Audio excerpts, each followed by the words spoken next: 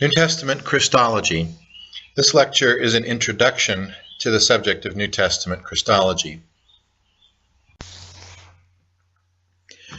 Let's begin by looking at a suggestion made by scholars in the 20th century, in particular, about how Christology developed in the first century early church.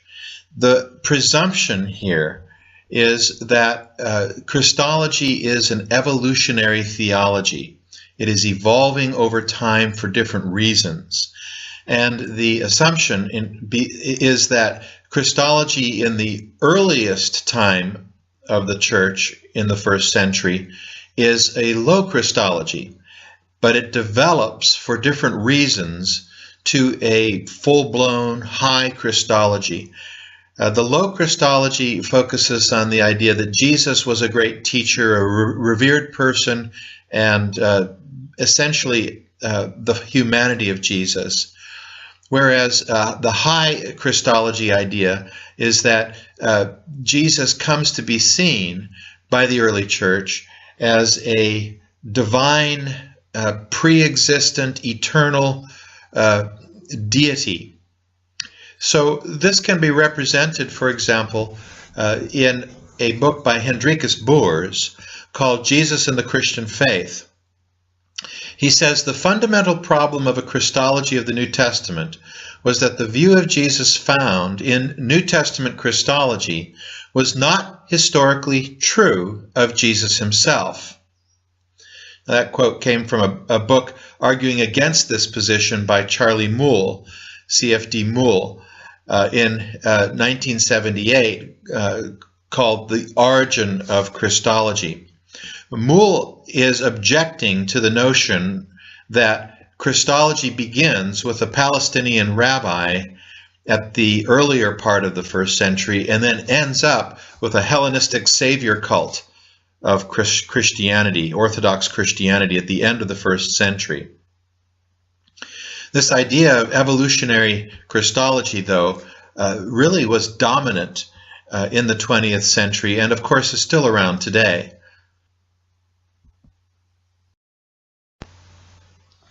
Another example of an evolutionary approach to first century Christology is that by a well-known German scholar, Ferdinand Hahn. In his book Christologie Hoheitstitel, he is writing about Christological exalted titles for Jesus. And so he looks at titles like Son of God and Lord and suggests that there is a developing meaning for these titles as one moves from Palestinian Jewish Christianity to a later Hellenistic Jewish Christianity as the mission of the early church expands, particularly through the work of Paul, and then ultimately to a Hellenistic Gentile Christianity as more and more Gentiles enter into the church toward the end of, as the century progresses. And so then, for example, Son of God begins as a reference to Jesus in his future return, his parousia. And the title Lord is also used of Jesus in terms of his return, his coming back as judge. But it's not used, he suggests, as in reference to Jesus, the present and exalted Lord. So, for example, the title Maranatha is an Aramaic title meaning, O Lord, come.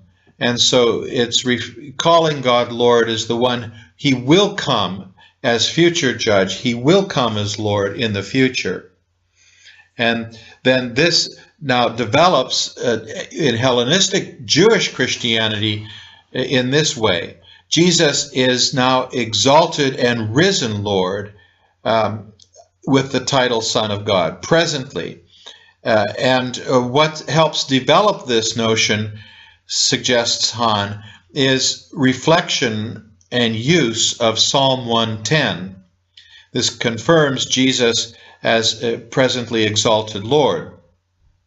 I might just note on the side that in a text like Matthew 22, Jesus refers to this psalm himself And so one would have to assume that this is the later church reading back into Jesus' ministry this use of Psalm 110 rather than that Jesus himself used it. The assumption is that the text is wrong, that the text is attributing something to Jesus that Jesus himself didn't say.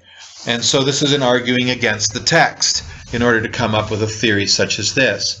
But Jesus does use Psalm 110 as a way of questioning the Christology of Judaism by asking them, well, who is the Messiah? If he is the son of David, then why does God call him son?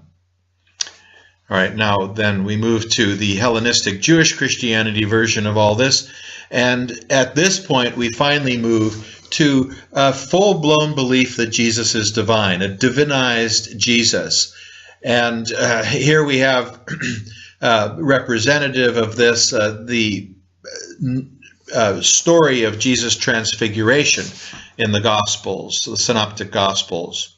Also, Son of God is now understood as Jesus in his pre-existent state.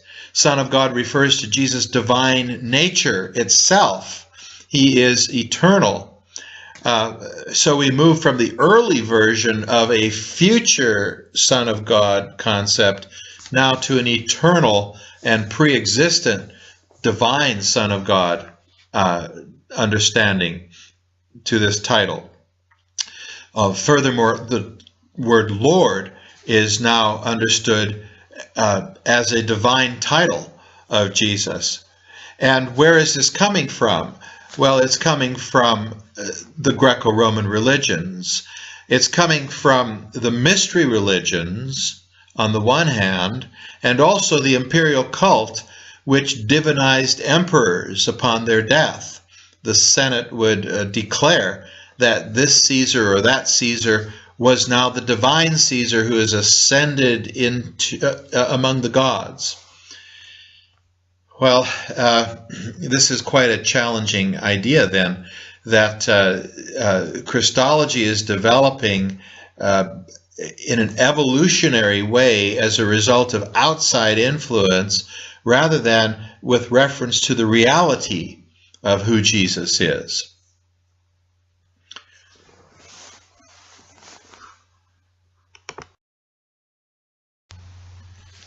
Now, Hahn's work was 1964. James Dunn wrote a book in 1980 called Christology in the Making. It also assumes an evolutionary development in the early church around who Jesus was, a development of Christology. Now notice in this development we have basically the rudiments of something like what we found in Hahn, but it's more expanded. The theory is getting more complicated as we move from 64 to 1980. We also are moving to the UK, and James Dunn was a very well-known, he's still living as I lecture, but he was a very well-known scholar, and particularly well known for work that he did on Christology. So this is a very influential book. Now notice that we again have a progression from a low to a high Christology, and we move from something that's more Palestinian, to use that term, around Israel, perhaps Syria, with Matthew's Gospel, to something that's associated with Ephesus, at the end of the first century, the Gospel of John, the Epistles of John, at the top of the slide here. And there are some key developments in this idea. Now let's look at the colored circles running through the middle here. There was an historical Jesus. We begin there. And the development of Christology begins with the resurrection of Jesus. Now, Dunn doesn't dispute the resurrection of Jesus. He's not that extreme a scholar. But some might say, well, the idea of the resurrection is a development. And so that would be another way of talking about this. But it's a key development. And this is something we can accept. The disciples don't have a full-blown Christology as they follow Jesus around Israel. They have a developing Christology themselves. So there's some aspect of this that does make sense. And then after the resurrection, they are beginning to have a much deeper understanding of who Jesus is. Now, what Dunn goes on to say is that as their understanding of who Jesus is develops, it develops next to a belief that Jesus was pre-existent. He not only is this resurrected, anointed one of God, but he actually is like God in that he has no beginning. And so he is seen now as a divine redeemer. Now just look at the other pieces of this slide to see what's happening with different authors as we move up to this middle point here.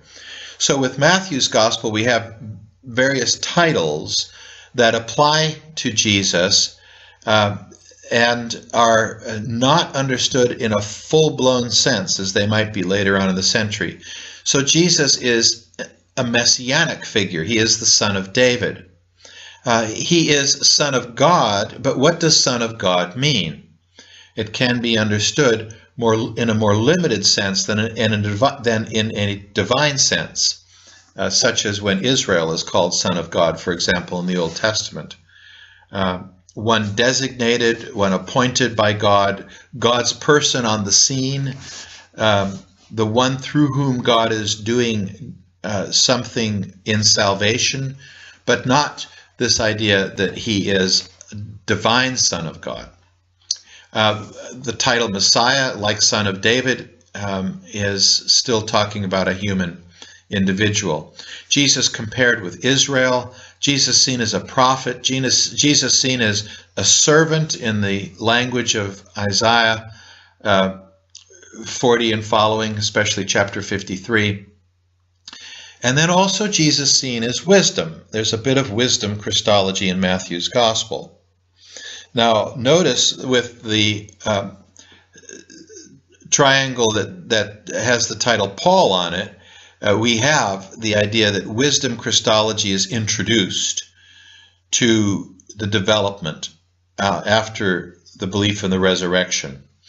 And great things are said of wisdom in, say, for example, Proverbs chapter 8, or the Book of Wisdom chapter 8 in Jewish literature. Things that wisdom is involved in creation. Wisdom is with God. And so there is this development, Dunn suggests, as Jesus is seen in light of writings about the wisdom of God in Judaism. Now this then leads to Colossians, which is a bit of a leap, a jump. Now remember that many scholars don't think that Paul wrote Colossians. And so we are moving beyond Paul with Colossians. Or some would say possibly it's Pauline, or possibly Pauline in a more general sense, someone associated with Paul writing it, or even that Paul at a later point writes this. So when exactly are we talking about Colossians, and who is writing Colossians is a question. But if you look at Colossians chapter 1, verses 15 through 20, there is a concise statement about Jesus involved in creation and being over all the powers that are in existence. This statement represents the idea that Jesus was pre-existent. He didn't have an origin. And if he's pre-existent, then he must be divine. He is the divine Redeemer. Now, there's also a development within a more Jewish perspective in the book of Hebrews here. And what's happening here is we have a book that is like Philo's writings, the Alexandrian Jew. He's not a Christian, but he's a first century Alexandrian Jew, where Plato's philosophy is influencing Jewish thinking. And so the argument is that Hebrews is like this. And so Hebrews is seen as Jewish eschatology that is combined with a Platonic worldview to create a Christology that can be called a Logos Christology. The Logos term was used a lot by Philo, and the term is used in the prologue to the Gospel of John for Jesus. And it is similar to the language of wisdom. Logos is the wisdom of God, the Word of God, that by which God has created this world. Now, the further development here is a development that does combine this wisdom logos kind of thinking with understanding Jesus as Son of God in a full-blown divine sense. He is from eternity to eternity. And so therefore we have an introduction of a new dimension of Christology, the introduction of the idea of the incarnation. So this idea that if Jesus is pre-existent, then he must have become incarnate when he was born rather than have his beginning there. So on the right side of this slide, we can just have a look at a few more points here. So as we move from the pre-existent divine Redeemer of Colossians and Hebrews, then there is a backward extension of the language of Son of God applied to the resurrection, to that language being applied to the beginning of Jesus' ministry and to his conception, his birth, that is the incarnation. And we have wisdom Christology leading to the notion of pre-existence. And then also in the final phase with the Johannine prologue, the most full-blown Christology, the argument goes, we have an extension of the Son of God language to timeless eternity. That's the full-blown Logos Christology of John 1 through 18. So there is the great example of developmental, evolutionary arguments about first century early Christian Christology, and how different influences and different communities were developing Christology. So the question then becomes,